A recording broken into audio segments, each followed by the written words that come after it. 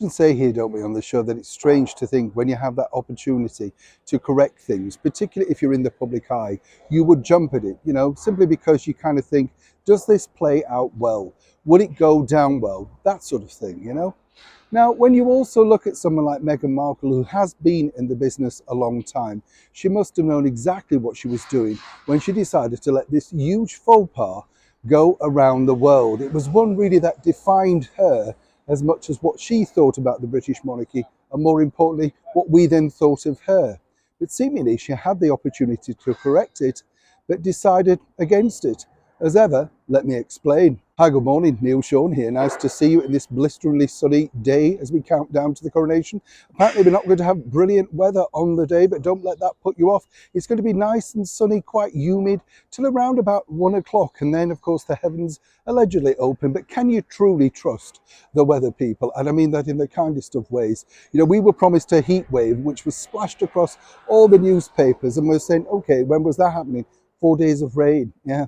You see what I mean? So a heat wave can be in a very pocketed area of somewhere, should I say. But then, of course, it's a heat wave, isn't it, to the mainstream media?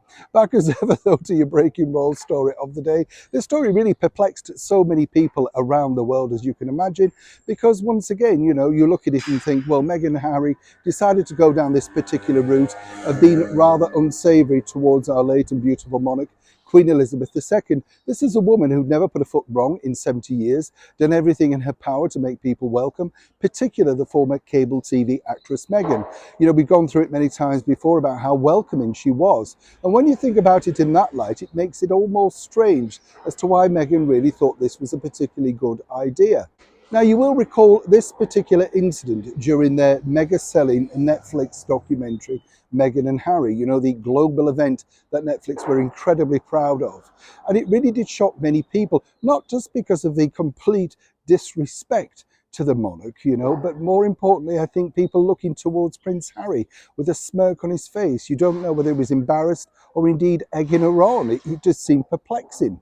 Well, according to a very good source, they, as you know, were executive producers of this documentary series. And for those that don't understand what that role is, it's a final say, to put it in a nutshell. They go through everything, they decide whether they like it or they don't.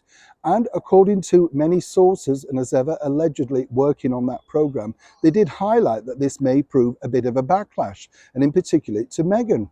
But apparently both were very keen for that particular segment to be involved. They thought it showed their fun side and the fact that they didn't take literally monarchy seriously, just a fun piece of fluff that showed that they could laugh at themselves.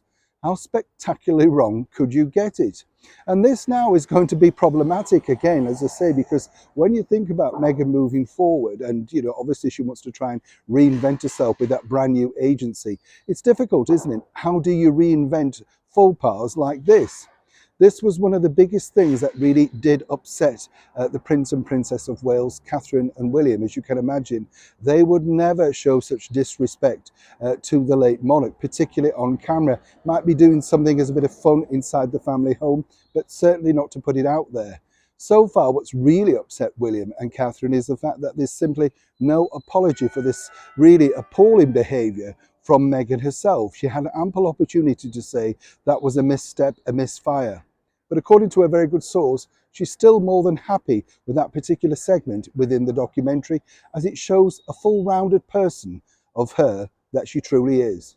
I think basically the world has seen exactly how Meghan Markle really respects our late monarch. I'm sure you'll all agree. Neil Sean in the very heart of London.